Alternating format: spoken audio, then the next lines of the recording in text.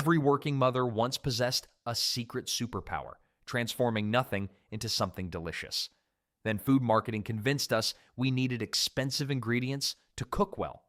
But what if I told you the worthless foods you've been avoiding were actually culinary gold? Back in the 1960s, feeding a family of 6 on $2 wasn't a miracle. It was Tuesday night dinner, the secret weapon, Sloppy Joe Bake, a dish that turned cheap ground beef into something that looked like it belonged at a fancy potluck. Here's how the magic worked. You'd brown 1 pound of ground beef with diced onions until everything smelled like comfort food heaven. Then came the flavor bomb. Ketchup, yellow mustard, and a sneaky spoonful of brown sugar that made kids clean their plates without complaining. The whole mixture got dumped into a casserole dish and topped with sharp cheddar cheese. But wait, there's more. Instead of serving this on hamburger buns like regular sloppy joes, smart moms covered the whole thing with refrigerated biscuit dough or thick slices of buttered bread. Into the oven, it went until the top turned golden brown and the cheese bubbled like lava. The result? Pure genius. You had the familiar taste of sloppy joes, but in a form that actually filled people up. No more messy sandwiches falling apart in little hands. No more going back for seconds because everyone was still hungry. This wasn't just dinner, it was diner-style eating at home, years before drive-thrus took over American kitchens. Speaking of stretching meat further, another favorite trick involved oats. While families were still savoring their sloppy Joe bakes, another budget-stretching hero was quietly taking over dinner tables across America. Meatloaf with oatmeal wasn't just food, it was financial wizardry disguised as comfort cooking. Here's the brilliant part. 1 measly pound of ground beef could somehow feed 6 hungry people. The secret weapon? Rolled oats. Not breadcrumbs like fancy recipes called for, but good old-fashioned oatmeal that cost pennies and worked twice as hard. Those oats soaked up all the meat juices, creating a texture so tender and moist that nobody questioned why the portions were so generous. The formula was dead simple. Mix that pound of beef with a cup of oats, crack in a couple eggs, dice up an onion, and squirt in some ketchup for sweetness. Your hands did the mixing. No fancy equipment required. Then, you'd pack it into a loaf pan and slide it into a low oven for about an hour. The magic happened during that slow bake. The oats practically disappeared, binding everything together while keeping it incredibly soft. What emerged wasn't just dinner, it was a warm, satisfying meal that filled bellies without emptying wallets. Every kitchen seemed to have its own version, but the oatmeal trick remained the same. But even Meatloaf couldn't compete with what came next, a pasta dish so simple it barely qualified as cooking. When you only had 2 main ingredients and somehow made dinner magic happen, you knew you were living in the 1960s. Macaroni with tomato juice sounds weird until you actually tried it. Then it made perfect sense. The trick was simple enough that even kids could handle it. Boil your elbow macaroni like normal, drain it, then pour in canned tomato juice and let everything simmer together for a few minutes. The pasta soaked up all that tomato flavor, turning into something way better than it had any right to be. Smart moms knew to add a pat of butter or splash of milk when they had it, made the whole thing creamier and richer, but even without those extras, this dish delivered. The tomato juice concentrated as it cooked down, coating every piece of macaroni with tangy goodness. Grocery budgets were tight back then, and this meal proved you could feed 6 people for less than $1. Families kept canned tomato juice in their pantries specifically for nights like this. Quick, filling, and surprisingly tasty. The weird part is how this disappeared from American kitchens. Maybe we got too fancy for our own good. Well, while we were busy complicating dinner, some families discovered another Depression-era trick that made leftover chicken taste absolutely luxurious. Taking leftover chicken and turning it into something fancy, that was pure 1960s magic. Chicken a la King made families feel like they were dining at a restaurant when they were really just using up Sunday's roast. The secret was in that creamy white sauce. Butter, flour, milk, and a splash of chicken broth created something that looked expensive but cost almost nothing. Throw in some frozen peas, maybe diced carrots if you had them, and suddenly your kitchen smelled like fine dining. But here's the clever part. Most moms didn't even use fresh chicken. Canned chicken worked just fine. 1 small can could feed 6 people when you stretched it with that rich sauce. Depression-era mothers had taught their daughters this trick.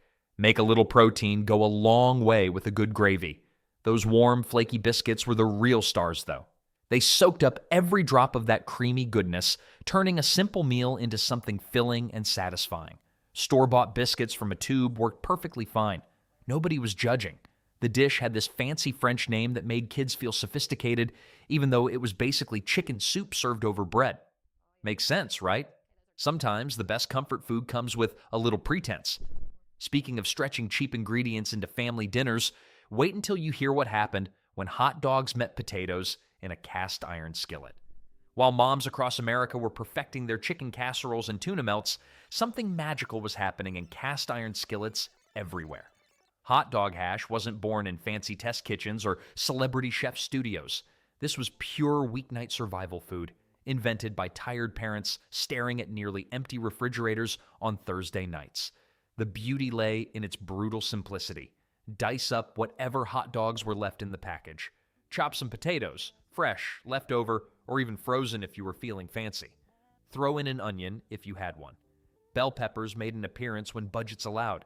Then came the real magic, frying everything together until the potatoes got crispy and golden, the hot dogs developed those perfect caramelized edges, and your kitchen smelled like a county fair.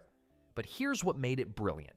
Those cheap hot dogs, normally relegated to bun duty, suddenly became the star of a full dinner. A single package could feed 4 people when stretched with potatoes. Smart cooks added a splash of Worcestershire sauce or squeezed ketchup right into the pan. Salt, pepper, maybe some paprika if you were feeling adventurous. The weird part? This dish never appeared in a single cookbook, yet every working mom seemed to know exactly how to make it. Speaking of dishes that defied cookbook logic, there was another spread that transformed humble ingredients into something unexpectedly elegant. While most families were trying to figure out what to do with leftover Easter eggs, some smart cooks discovered something better. Mix those hard-boiled eggs with cottage cheese instead of mayonnaise, and you've got yourself a spread that actually tastes good and costs almost nothing. The trick was simple, but genius. Chop up 6 or 7 hard-cooked eggs, then fold them into a cup of cottage cheese. Add some chopped chives if you had them, maybe a little dill from the backyard herb garden, and always a spoonful of yellow mustard. Salt and pepper to taste, obviously. What made this spread so popular wasn't just the price, though feeding a family sandwiches for under $1 was pretty appealing. The cottage cheese kept everything moist without that heavy, greasy feeling you got from too much mayo. Plus, it packed way more protein than regular egg salad ever could. Moms would make a big batch on Sunday and keep it covered in the fridge all week. Monday's lunch, Tuesday's after-school snack, Wednesday's quick dinner on toast. The stuff lasted for days and actually got better as the flavors mixed together. But here's the weird part. Nobody really talked about eating it. This wasn't the kind of recipe you bragged about at church potlucks. Speaking of church gatherings, though, there was one soup that always showed up. After turning hot dogs into hash and cottage cheese into egg salad, families needed something that could stretch half a pound of ground beef into dinner for 6 people. Enter vegetable burger soup, the ultimate budget magician. This wasn't fancy French cooking. You browned whatever ground beef you could afford, tossed in some diced onions, then added canned stewed tomatoes and tomato sauce. The secret weapon? A packet of onion soup mix that cost 15 cents and packed more flavor than most home cooks could create from scratch. Then came the frozen vegetables. Corn, carrots, green beans, whatever was on sale got dumped right into that pot. The beauty was in its flexibility. Got leftover rice sitting in the fridge? Throw it in. Some egg noodles in the pantry? Perfect. The soup practically begged you to add whatever needed using up. Moms discovered they could start this on the stove and have dinner ready in 30 minutes, or let it simmer in a slow cooker all day while they worked. The smell would fill the house, making everyone think something special was cooking. Well, something special was happening, turning very little into very much. But speaking of making something from almost nothing, wait until you discover what creative cooks did with sharp cheddar cheese and a loaf of bread. Hot French cheese sandwiches were like grilled cheese's fancy cousin who went to culinary school but still knew how to stretch $1. These weren't your typical stovetop sandwiches slapped together in a hurry. Oh no, these beauties required some actual strategy. The magic happened when sharp cheddar got mixed with butter, beaten eggs, and a handful of spices to create this rich, creamy spread. You'd slather this mixture thick over sliced bread, sprinkle paprika on top for that golden color and extra kick, then slide the whole thing into the oven. The result? Something that tasted way more expensive than it actually was. Here's where things got really smart, though. Busy moms figured out they could make a whole batch on Sunday, wrap them individually, and toss them in the freezer. When Tuesday night rolled around and everyone was cranky and hungry, boom! Straight from freezer to oven in 20 minutes. No defrosting required. The texture was completely different from anything you'd get in a skillet. The egg made everything puff up slightly while baking, creating this almost soufflé-like consistency that regular grilled cheese could never touch. Kids loved them because they tasted rich and indulgent. Parents loved them because 1 pound of cheese could easily make sandwiches for the whole family twice over. But when families needed something even heartier that could feed more people with less effort, they turned to a completely different approach. Canned tuna, egg noodles, frozen peas, and cream of mushroom soup. 4 ingredients that somehow created the most controversial casserole in American history. You either loved tuna noodle casserole or you absolutely despised it. There was no middle ground. The dish became a battlefield between kids who gagged at the fishy smell and moms who needed to feed 6 people for under $3.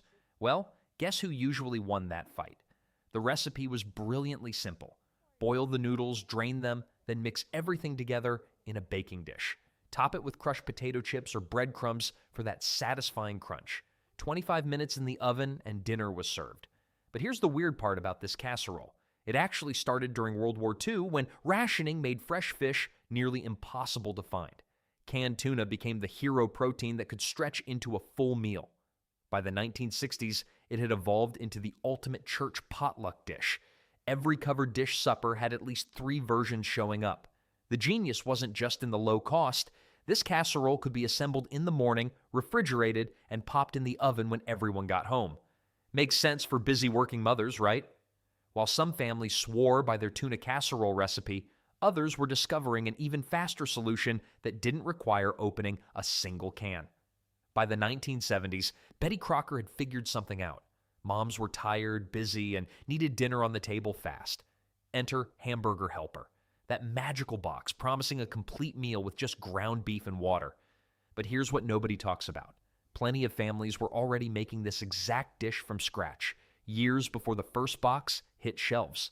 The homemade version was dead simple. Brown a pound of ground beef with diced onions until everything smelled amazing. Toss in uncooked elbow macaroni, pour over some tomato sauce, add water to cover, then let it all simmer together. Season with salt, pepper, maybe some garlic powder if you were feeling fancy. The pasta cooked right in the beef mixture, soaking up all those flavors. What made this brilliant wasn't just the taste, though it was surprisingly good. 1 pan meant one thing to wash. The beef stretched to feed 6 people easily. And the weird part? Kids actually asked for seconds. Smart moms would throw in frozen corn or green beans when they had them. Others topped it with shredded cheese during the last few minutes of cooking. The beauty was in its flexibility. You could make it work with whatever was hiding in your pantry. Speaking of making things work, some families took stretching ingredients to an art form, especially when it came to making vegetables the star of dinner. Your mom probably never called it shortcut style, but that's exactly what this was. While fancy restaurants were breading fresh eggplant slices and frying them from scratch, working families discovered frozen breaded eggplant at the grocery store. Game changer. The beauty wasn't in the fancy technique, it was in the assembly line approach that made Italian food possible on a Tuesday night.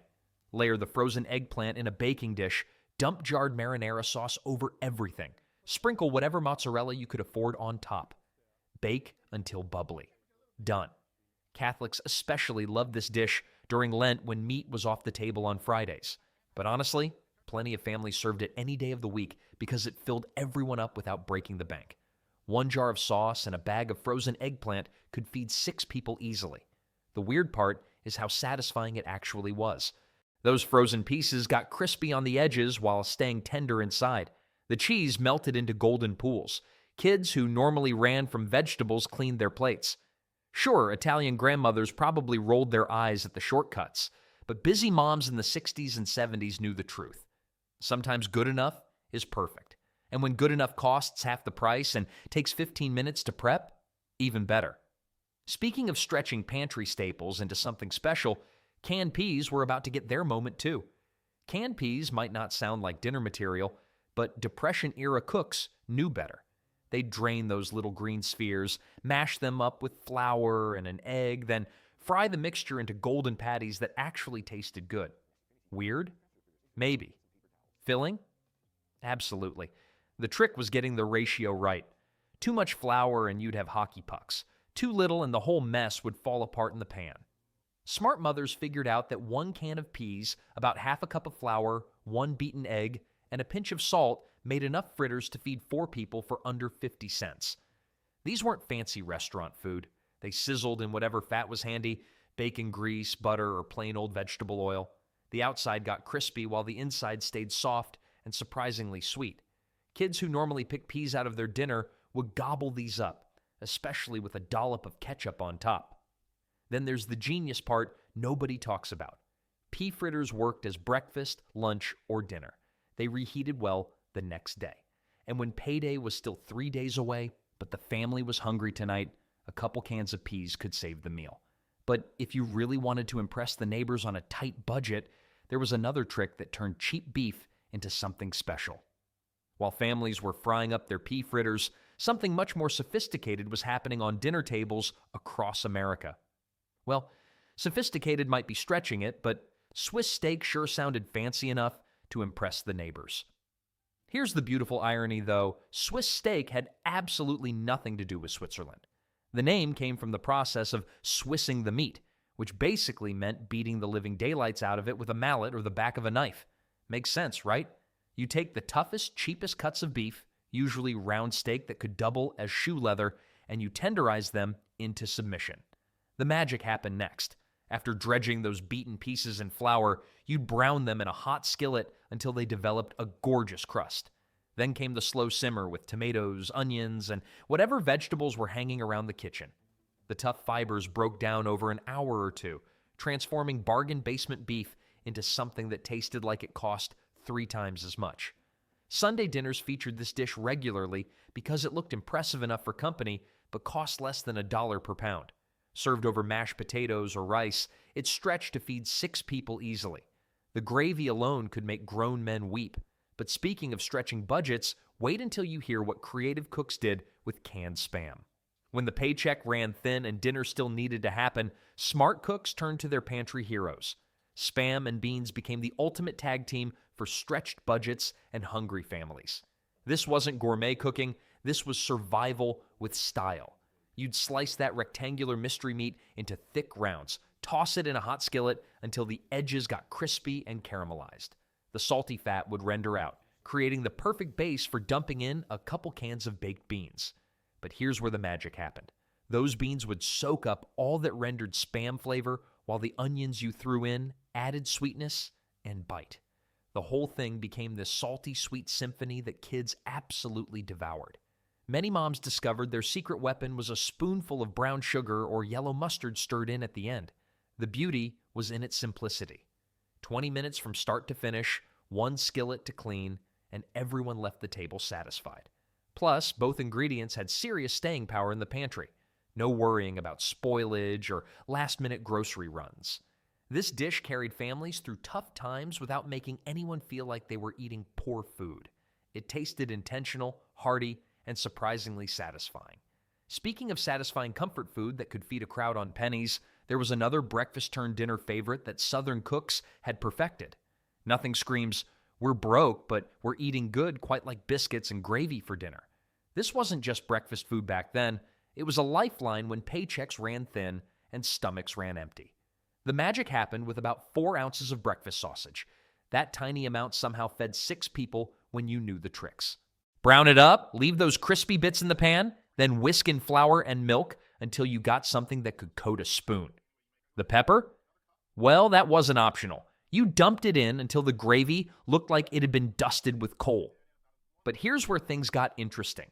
Those biscuits weren't store-bought. Moms mixed flour, shortening, and buttermilk by hand because buying Pillsbury tubes was luxury spending. The dough came together fast, got rolled out on whatever clean surface existed, and baked until golden. The real genius was timing. Biscuits hit the table piping hot just as the gravy reached perfect thickness. Kids would split those fluffy rounds and drown them in that peppery sausage-flecked goodness. One small tube of Jimmy Dean suddenly became dinner for the whole family. Southern families knew this trick for generations, but by the 1960s, it had traveled north. Diners started serving it, but nothing beat Mom's version made from pure necessity and love.